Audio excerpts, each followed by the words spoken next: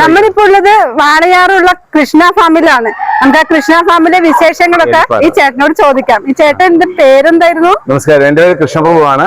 Sreekrishna gardens and farm, എലിപ്പാറ, പാലക്കാടാണ്. നമ്മൾ വാളയാറിന്റെ ഭാഗത്ത് എലിപ്പാറ ചന്ത വരെ, കൊഴിഞ്ഞാമ്പാറ ഏരിയ ആണ്, ചിറ്റൂർ താലൂക്ക് വരുന്നത്. എലിപ്പാറ ചന്തയാണ് നമ്മുടെ ലൊക്കേഷൻ ഉള്ളത്.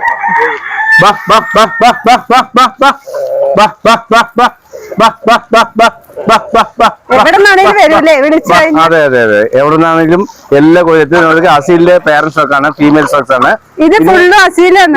ഫുൾ അസീലാണ്. എല്ലാം പോറുപോയി തമാറൻ പോറുപോയിൽപ്പെട്ട അതിന്റെ ഫീമെയിൽസ് ഉണ്ട്. മേലിലെല്ലാം ബ്രീഡിംഗ് പർപ്പസിലുള്ള മേലുകളുണ്ട്. അല്ല, നമ്മുടെ ഫാമിലി അസീല് മെയിൻ ബ്രാൻഡ് ആണ്. അതുകൂടാതെ കരിങ്കോഴി, സോനാലി, കാട ഇതെല്ലാം കൂടുതൽ ചെയ്തുകൊണ്ടിരിക്കുന്നത്. അപ്പൊ അതുപോലെ കുട്ടനാടൻ താറാവുകള് ഇതെല്ലാം താറാവുണ്ട്, കുട്ടനാടൻ താറാവുണ്ട്. അപ്പൊ ഇതിലിപ്പോ പകുതിയുള്ളൂ. പകുതിയോളം എല്ലാം അണയിൽ പൊറുതിയിരിക്കുകയാണ്. ഏകദേശം 10-20ഓളം കോഴിയിൽ അണയിൽ മുട്ടയിട്ട് പൊറുതിയിരിക്കുകയാണ്. നമ്മൾ കോഴി തന്നെ അണയിച്ചിട്ടാണ് കുഞ്ഞു വീഴ്ത്തിക്കുന്നത്. നമ്മുടെ ഫാമിന്റെ ആദ്യ തുടക്കം അസീലിൽ നിന്നായിരുന്നു. അസീലിന്റെ മെയിൻ ഫാമാണ്. കൂടുതൽ തമിഴ്നാട്ടിൽ നിന്നും കേരളത്തിൽ നിന്നും എല്ലാം കൂടുതൽ ഫാം തുടങ്ങുന്ന ആൾക്കാരും അതുപോലെ വീട്ടിൽ കർഷകരും എല്ലാം മെയിനായിട്ട് ഒന്നും ഉപദ്രവിച്ചില്ല. എല്ലാം വളരെ ഫ്രണ്ട്ലിയായിരുന്നു.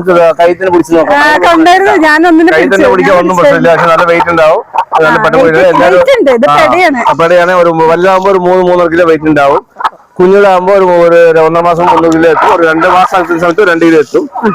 1-2 ആഴ്ച കുഞ്ഞുങ്ങൾ പിടിച്ചു വരുന്ന സമയത്ത് ഏകദേശം 3-3.5 കിലോ വെയിറ്റ് ഉണ്ടാവും. പൂമാരൊക്കെ ഒരു 4 കിലോ 4.5 കിലോ അതൊക്കെ നോക്കി അറിയാമെങ്കിൽ ഏകദേശം ഒരു 4.5 കിലോ ഒക്കെ വെയിറ്റ് വരുന്ന നല്ല പൂവാണ്. 4.5 കിലോ 5 കിലോ ഒക്കെ വെയിറ്റ്. അപ്പൊ നല്ല വെയിറ്റ് ഉള്ള ഹെൽത്തി ആയിട്ടുള്ള പൂവന്മാരാണ് നമ്മൾ ബ്രീഡിംഗ് പർപ്പസ് ഇടുന്നത്. മെയിനായിട്ട് ഇത് കുഞ്ഞുങ്ങളെ ഉത്പാദിപ്പിച്ച് കൊടുത്തുകൊണ്ടിരിക്കുന്നത്. സാധാരണ ഇത് തമിഴ്നാട്ടിൽ ചെയ്യുന്ന പൂർണ്ണമുള്ള പൂവന്മാരെ തയ്യാറാക്കിയിട്ട് അതിന് കളിക്കാനായിട്ട് കൊടുക്കാറുണ്ട്.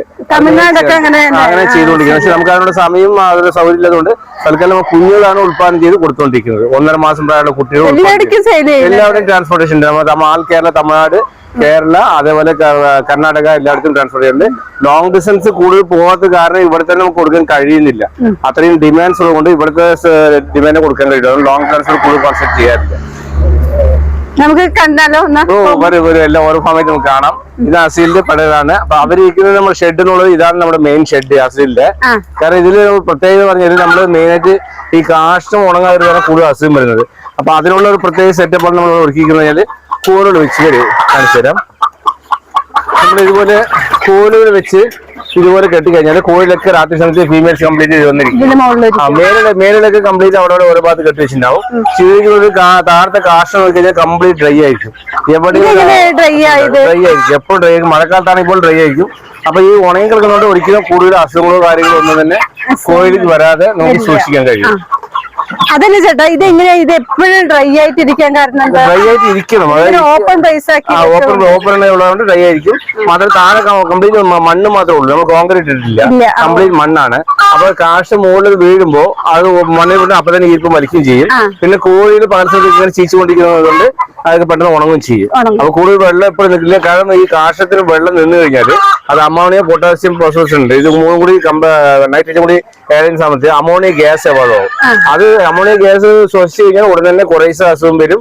പിന്നെ വെള്ളക്കഴിച്ചിൽ വരും, കണ്ണ് വീക്കം വരും, ഇങ്ങനെ പല അസുഖവും കാരണമാവും. അപ്പൊ എപ്പോഴും ഇരിക്കുന്ന സ്ഥലം ഡ്രൈ ആയിരിക്കും. നമ്മൾ ഒരാഴ്ച കൂടുമ്പോൾ ക്ലീൻ ചെയ്യുക. പിന്നെ ഡിസ്ഇൻഫെക്ട് ചെയ്യാറുണ്ട്. കൊർസോളിൻ പോലുള്ള ഡിസ്ഇൻഫെക്ട് ചെയ്ത് കംപ്ലീറ്റ് ഡിസ്ഇൻഫെക്ട് ചെയ്ത് നമ്മൾ ഉപയോഗിക്കാറുണ്ട്. അപ്പൊ അതുകൊണ്ട് വളരെ സേഫ് ആയിരിക്കും പാരന്റ്സ് ഒക്കെ എപ്പോഴും. ഈ ചൂട് സമയല്ലേ, ചൂട് കൂടുതലായപ്പോ ഇവർക്ക് എന്തെങ്കിലും അസുഖങ്ങൾ ഒരുപാട് അസുഖങ്ങൾ ചൂടുകാലത്തും അതുപോലെ മഴക്കാലത്തും മഞ്ഞുകാലത്തും ഡിഫറെന്റ് ആയിട്ടുള്ള അസുഖങ്ങൾ വരും. അപ്പൊ നമ്മൾ ഇത്രയും കാലത്തുള്ള അനുഭവത്തിലൂടെ നമ്മൾ ഓരോ അസുഖങ്ങൾ വരുന്ന മുന്നേ നമ്മൾ പ്രിവെൻഷൻ ആണ് ഇവിടെ ചെയ്യുന്നത്. Prevention is better than cure പറയുന്ന പോലെ നമ്മൾ അസുഖം വന്നിട്ട് പറഞ്ഞു കൊടുക്കുന്നതിനേക്കാളും പ്രിവെൻഷൻ ആണ് ചെയ്യുന്നത്. മെയിനായിട്ട് വരുന്ന മുന്നേ തന്നെ നമ്മൾ അതിനുള്ള ട്രീറ്റ്മെന്റ് എടുക്കുക. അതായത് നമ്മൾ മോസ്റ്റ്ലി പോകുന്നത് ഹെർബൽസിലേക്കാണ്.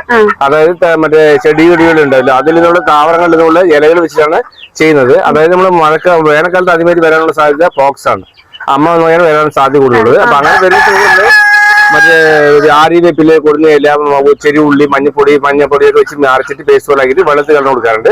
അത് കൊടുക്കാൻ ഒരുപാട് ഹെർബൽസ് നമ്മൾ ഉപയോഗിക്കുന്നുണ്ട്. അതായത് കീഴനെല്ലി ഇല, അതേപോലെ നമ്മുടെ എന്താ പറയാ തൂതുവാട, അങ്ങനെ ഒരുപാട് തമാറുന്ന ഹെർബൽസ് ഉണ്ട്. അതെല്ലാം നമ്മൾ വെള്ളത്തിൽ നാടൻ മരുന്ന് കഷായം പോലെ റെഡിയാക്കി അത് വെള്ളത്തിൽ കലർന്ന് എല്ലാ കോഴികൾക്കും ആഴ്ചയിൽ 2 ദിവസം മിക്സ് ചെയ്ത് കൊടുത്തുകൊണ്ടേയിരിക്കും.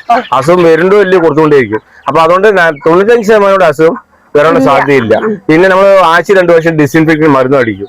അതും അടിക്കുന്നതുകൊണ്ട് മിക്കവാറും മറ്റേ പേന് ചെള്ള് അതിലുണ്ടാവില്ല, ഇതുണ്ടാവില്ല. പിന്നെ സപ്പോസ് ഇതൊക്കെ കടന്നു വന്നാൽ പോലും നമ്മുടെ കയ്യിലുള്ള ആന്റിബയോട്ടിക് മെഡിസിൻസും കയ്യിൽ കരുതി വെച്ചിട്ടുണ്ട്. അപ്പൊ അതുകൊണ്ട് നമ്മൾ എപ്പോഴും പ്രിപ്പയർഡ് ആയിരിക്കും എന്ത് വരാം. പക്ഷെ നമ്മൾ എപ്പോഴും ദിവസവും രാവിലെ കോഴി തുറന്നു വിടുമ്പോൾ എത്രത്തോളം ഹെൽത്തി ആയിരിക്കുന്നത്, എന്തൊക്കെ അസുഖം വരാൻ സാധ്യത കാര്യം വളരെ വ്യക്തമായിട്ട് പഠനം നടത്തിക്കൊണ്ടേയിരിക്കണം. അപ്പൊ അതുകൊണ്ട് നമ്മൾ ആൾക്കാർ പണിക്കുണ്ട് ഇവിടെ, അവരെല്ലാം ചെയ്തോളൂ. നമ്മൾ ചെയ്യേണ്ടി വന്നു. പക്ഷെ എന്നാലും കോഴിയിൽ എപ്പോഴും നമ്മൾ മോണിറ്ററിങ് ആയിരിക്കും ഇത്തരം കാര്യങ്ങളിൽ. ഇത് നമ്മുടെ ഇത് വന്നിട്ട് സോനാലി കോഴിക്കുഞ്ഞുങ്ങളാണ്. അതായത് സോനാലി പറഞ്ഞ നാടൻ കോഴിയിൽപ്പെട്ട മുട്ടക്കോഴിയാണ്. അപ്പൊ അതിന്റെ 2.5 മാസം പ്രായമുള്ള കുട്ടികളാണ്. നമ്മൾ സോനാലി പറഞ്ഞ 2 പർപ്പസ് ഉപയോഗിക്കുന്നത്. ഒന്ന്, അതിന്റെ പേരൻസ് ഒക്കെ ഏകദേശം നമ്മളോട് 150 പേരൻസ് ഒക്കെ ഉണ്ട്. അതിന് മുട്ടകൾ ഉത്പാദനം ചെയ്ത് ആൾക്കാർ കഴിക്കാനും ഔഷധമായിട്ടുള്ള കഴിക്കാനും, അതുപോലെ തന്നെ കുഞ്ഞുങ്ങൾ ഉത്പാദനം ചെയ്ത് മുട്ടകൾ നല്ല പോഷകമുള്ള മുട്ടകളാണ്. സാധാരണ നാടൻ മുട്ടയാണ്. കാരണം നമ്മൾ അഴിച്ചു വിട്ടാണ് വളർത്തുന്നത്, ഹൈടെക് കൂട്ടിലില്ല. അപ്പൊ നല്ലപോലെ പുറത്തു മേടിക്കുന്ന നല്ല മുട്ടകളാണ്. നല്ല ഭംഗിയായിരിക്കും, മാത്രം തമ്മിൽ തല്ലുകൂടില്ല, തമ്മിലില്ല, വളരെ ഫ്രണ്ട്ലിയാണ്. അതിൽ എസ്പെഷ്യലി പറയുകയാണെങ്കിൽ സോനാലി ഹൈലി റെസിസ്റ്റൻസ്, അസുഖത്തിന് വളരെ റെസിസ്റ്റൻസ് പവറുള്ള ആണ്. ഒരു അസുഖങ്ങളൊന്നും വരാതെ നാടൻ കോഴിന്റെ അതേ സെയിം ക്യാരക്ടറാണ്. പക്ഷെ അണയിറക്കില്ല, പൊറുതിരിക്കില്ല മാത്രമേ. മുട്ട എന്ത് ചെയ്യും? മുട്ട നമ്മൾ ഹാച്ചറിയിൽ ഇൻക്യുബേറ്റർ വെച്ച് വിരിച്ചു കൊടുക്കുന്നതാണ്.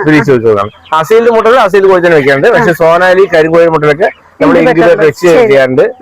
അതിന് ഇപ്പൊ നിലവിൽ നമ്മുടെ KS ഇൻക്യുബേറ്ററിൽ നിന്നാണ് നമ്മൾ ഇൻക്യുബേറ്റർ വാങ്ങിച്ചിട്ടാണ് നമ്മൾ ഉത്പാദനം തുടങ്ങിയിട്ടുള്ളത്. ഇപ്പൊ മുട്ട വെച്ച് തുടങ്ങിയിട്ടുള്ളത്. അതിന് നമ്മൾ ഡേ കൊണ്ട് കുഞ്ഞുങ്ങളെ പർച്ചേസ് ചെയ്യായിരുന്നു. നമ്മളതിന് ആവശ്യമുള്ള മുട്ടകളൊക്കെ ഉള്ളതുകൊണ്ട് കരികോഴി സോനൊക്കെ മുട്ട നമ്മുടെ KS ഇൻക്യുബേറ്റർ നമ്മൾ സന്തോഷന്റെ പർച്ചേസ് ചെയ്താണ് ആദ്യം തുടങ്ങിയിട്ടുള്ളത്. സോനാലിയുടെ പേരൻസ് വന്നോ, ഇത് പേരൻസ് ഇങ്ങോട്ട് വന്നോളൂ. സന്തോഷം. ഇതിൽ നോക്കിക്കഴിഞ്ഞാൽ വളരെ വ്യക്തമായിട്ട് കാണാൻ കഴിയും. എല്ലാം വളരെ ഭംഗിയായിരിക്കും, കൂടുതലൊന്നും ഡാമേജ് ഉണ്ടാവില്ല. ഇതുപോലെ കോല് കെട്ടി കൊടുക്കുന്നുണ്ട്. രാത്രി സമയങ്ങളിൽ അവർ ഇരിക്കാനൊക്കെ വളരെ എളുപ്പമാണ്. കൂടുതൽ അസുഖമില്ല. അങ്ങനെ മുകളിൽ ഇങ്ങനെ കയറി ഓരോ സ്റ്റെപ്പ് ബൈ സ്റ്റെപ്പ് ആയിട്ട് കയറി ഇരിക്കാനും വളരെ ഉപകാരമായിരിക്കും. അപ്പൊ അടികൂടില്ല. തീറ്റ കുഞ്ഞുങ്ങളൊക്കെ സെയിൽ ചെയ്യുമ്പോൾ എത്ര റേറ്റ്? 1.5 മാസം പ്രായമുള്ള കുട്ടികൾ ഏകദേശം ഒരു 200-250 ഗ്രാം വെയിറ്റ് ഉണ്ടാവും. അത് കൊടുക്കുന്നത് 150 രൂപയ്ക്കാണ്. പക്ഷെ മാർക്കറ്റ് ഓരോ സിംഗിൾ പീസിന് വിലയാണ്. പക്ഷെ ഇത് മാർക്കറ്റ് വില അനുസരിച്ച് വേരിയേഷൻ വരാനുള്ള സാധ്യതയുണ്ട്. 2.5 മാസം പ്രായമുള്ള കുട്ടികൾ നമ്മൾ കൊടുക്കുന്നത് 200 രൂപയ്ക്കാണ്. അതുപോലെ കരിങ്കോഴി കുട്ടികളുണ്ട്. അതും 1.5 മാസം പ്രായമുള്ളത് 120-150. പിന്നെ 2.5-3 മാസമൊക്കെ ആകുമ്പോൾ ഓരോന്നും പ്രായത്തിനനുസരിച്ച് നമ്മൾ എഴുതുന്ന ഫീൽഡിന്റെ എക്സ്പെൻസ് അനുസരിച്ച് മാർക്കറ്റ് അനുസരിച്ച് ചെറിയ വേരിയേഷൻ. നമ്മൾ വിരിച്ചിറക്കി കഴിഞ്ഞാൽ 15 ദിവസം കഴിഞ്ഞ് സെയിൽ തുടങ്ങും. 15 ദിവസം 1.5 മാസം കഴിഞ്ഞിട്ടാണ്. ഡേ വോൾട്ട് കുട്ടികൾ ചോദിക്കാനും നമ്മൾ ഡേ വോൾട്ട് കുട്ടികൾ നമുക്ക് കൊടുക്കാറുണ്ട്.